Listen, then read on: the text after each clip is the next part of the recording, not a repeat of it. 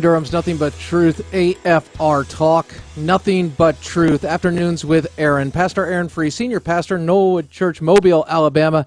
Aaron thought he was going to be commenting on world events and talking about those issues, and then he gets hit up for almost a marriage counseling session. But it's really not in that sense. In the sense, it's more questions and answers, and my wife, Catherine, who was just asked to come on the program and has been amazing. And so thank you for doing this, Catherine. I appreciate it.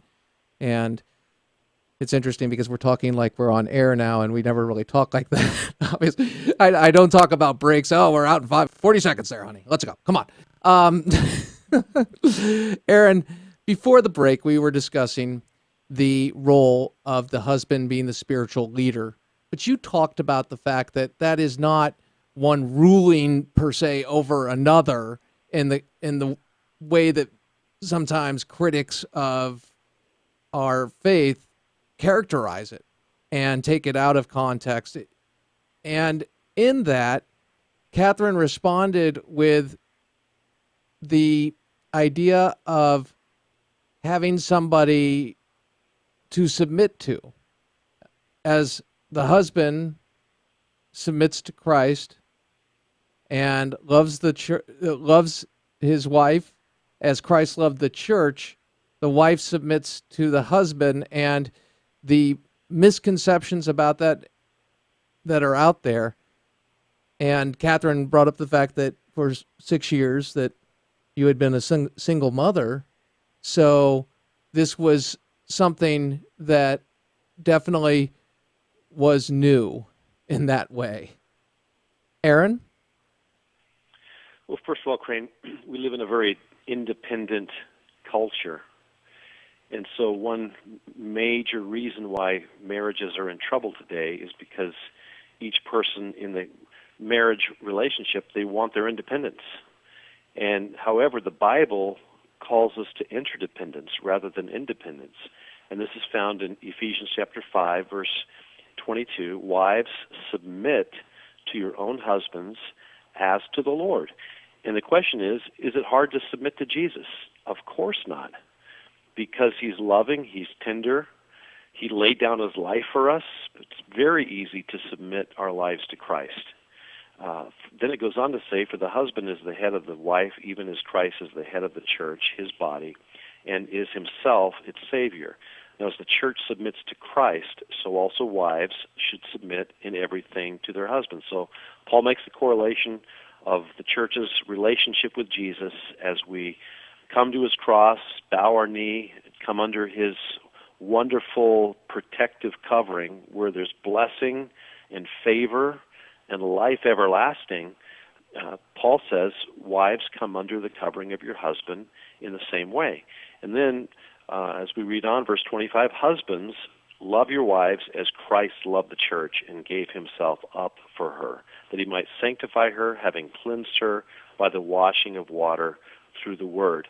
And so this is where so many husbands misread this passage. They preach submission to their wives. You must submit to me, I'm the ruler in chief. And they forget to read verse 25, which says, my love relationship with my wife must be exactly the same way that Jesus loved his church. And how is that? He laid down his life. He loved first.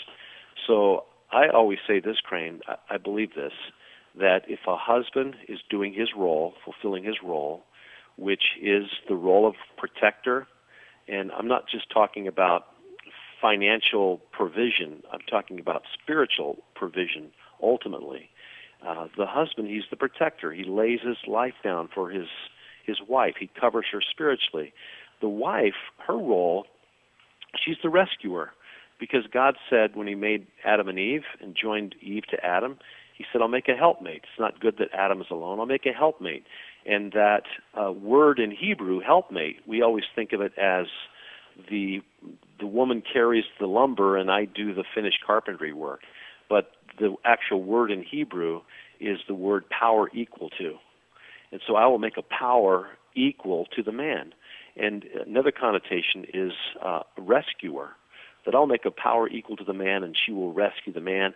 And Crane, you and I can both testify that our wives have rescued us a million times over. Like what Katharine said to you last night, I think that maybe we should watch something else. She's rescuing you. That's her role. And so, but my role as a husband is not decider-in-chief, pounding my fist on a table saying this is the way it's going to be. I don't think there's ever been a time when my wife and I have not talked something through and we've come up with a decision that we're both agreeable to. I don't think I've ever had to say this is just the way it's going to be, because she has a spirit that wants to come under my covering, and I have a spirit that wants the best for her and the family. And so as you walk together in that covenantal relationship of love and respect, the marriage grows. But when both people are desperate for their own independence, then the marriage is weakened. And it's interesting because I don't really see, we've talked about the fact of what you've described as the way it's misinterpreted, and we really don't understand that in the sense that we don't do it. It's never been a place where, pound the fist or something like that. Just like you, I sit there. The idea is foreign to us, and not because we're not just as fleshly in so many other ways. It's just that idea is just such a misinterpretation, as you recognized, and it's about respect. It's about laying down our lives and for what Christ did for us is what we do for our wives, and respecting that. What gets me is I can understand that dealing with a whole host of things, as you well know, okay, in the sense of protector, okay? Protect the kids, protect my wife, deal with people that are not well at times, and the insecure laugh from Crane, yes. But the fact is, I understand that. When I go in, and this is a challenge for me, just laying it out there and tell me if this is any way something that others face. And if not, you can just correct me, and that's what I'm paying for. Here's the deal. The idea of rationalizing, I deserve this. I'm entitled to this. And getting into that point where you, as a husband, you say, I do so much. Here it is. I'm entitled to this. And you can rationalize a lot of things. You rationalize eating a lot of ice cream. You can rationalize watching a bad show, reality television, whatever the repo shows that I used to watch. Okay, all the bad stuff is coming out. Not all, trust me. But my point is, I can rationalize that because I don't see it in the same way of protecting, and I should. And there's a blind spot there. Is that a blind spot that is unique to Crane Durham, or is this something that goes on in husbands' minds where we kind of put the scales up and say, okay, and it's totally outside what God has put forth in Scripture? But go ahead. Well, I would say it's not unique to you. I think we all deal with that, Crane.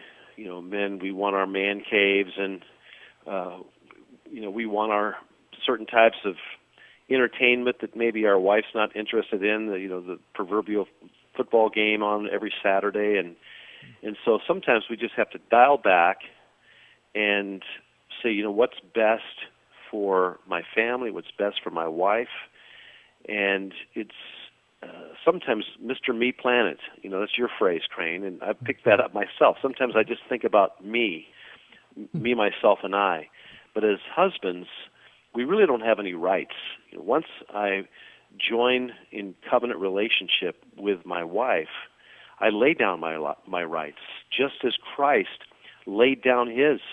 Yeah. He could have called 10,000 angels. He could have escaped the cross, but he laid all those entitlements down. He was entitled to heaven and glory, and he laid those entitlements down. He laid his crowns down. He laid the heavenly throne down, and he became a servant and served us by washing our feet, by healing us when we're sick, as he walked this earth, and then ultimately by laying down his life on the cross. And so husbands, love your wives the same way as Christ loved the church. So he gave up all of his rights, and he took upon himself the form of a servant, and he took on the obligations of cleansing us and washing us clean, white as snow, through his blood. And so we husbands, ultimately, we are to be husbands as Jesus is a husband to the church. And I don't ever remember Jesus saying, you know what, I know this person really needs to be saved today, but I'd really like to just kind of lay up in this cloud for a while. I'm busy. I don't want to take care of my obligations. But thank God that Jesus is always interceding for us.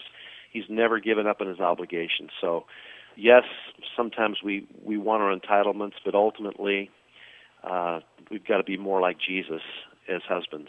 And Christ reminds us of that, doesn't he? When I just think of the times in the morning, I have about an hour or more at times where I will go and I will listen to a devotional or a sermon and pray and come back. And anytime I've had one of these times where I've gone and basically laid up in the cloud and said, hey, I'm kicking back, Crane Cave, and it's all about me.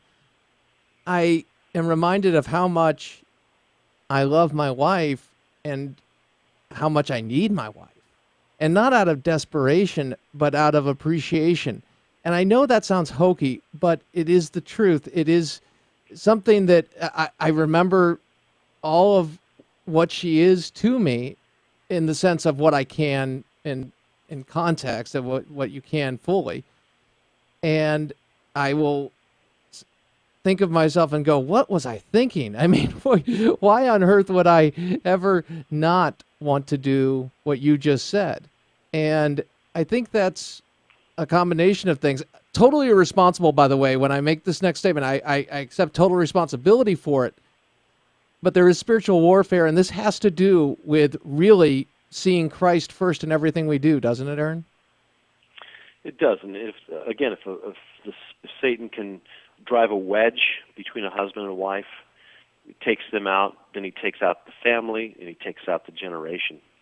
And so it's so important that we sort things out. And again, the husband has the greater obligation in sorting out the rough patch and bringing unity to his marriage and his family. And I say this, Crane, that marriage is the most altruistic thing a person can do. It's basically saying, I set aside my own rights, and my role for the rest of my days is to make this person the happiest, most fulfilled person on the planet. I want to help fulfill their life, wash their feet, serve them. And if both parties would enter a covenant relationship like that, with a servant's mentality, marriages would be so strong. And there's two books I'd just like to recommend to people. One is His Needs, Her Needs, and the other is Love and Respect. And those are probably two of my favorite books on marriage. Okay, so those are both books, Katharine? Yes, I have Love and Respect on my bedside, and that was one. When you said that, Aaron, it was difficult, but eye-opening to see that a woman's greatest need is to be loved, and a man's greatest need is to be respected. And not understanding that, you're trying to give your need, what you're desiring, to the other, and it's not fulfilling what is their greatest desire. And so it's that is an amazing book, I think. I've recommended those for years, and they really help people. Yes. Is that one you've recommended? Yes. Okay. Again, see, I'm about 4 months behind, and that's my own. I'm just our confession there. I'll just keep coming out with them. I'm not going to stop. We can go all night, folks. In all seriousness, Aaron, this has been amazing, and we appreciate it. If those of you listening, hopefully this touched something for you. I feel it did, because we definitely did this for not only ourselves, but for everybody as we do this, and recognizing that when, as Pastor Fruh was speaking to, marriage is the number one. That's it. It's God, marriage, and family. And so hopefully we're doing some good in that way. And glorifying him. Aaron, thank you. You will pray for the folks, yes? I sure will, Crane. And I know we're out of time, but thank you, brother. Love you. Thank Take you, care. Crane and Katharine. Love you guys. Thank you. Thank you, honey. Thank you so much. All right. More truth on the flip side. AFR Talk.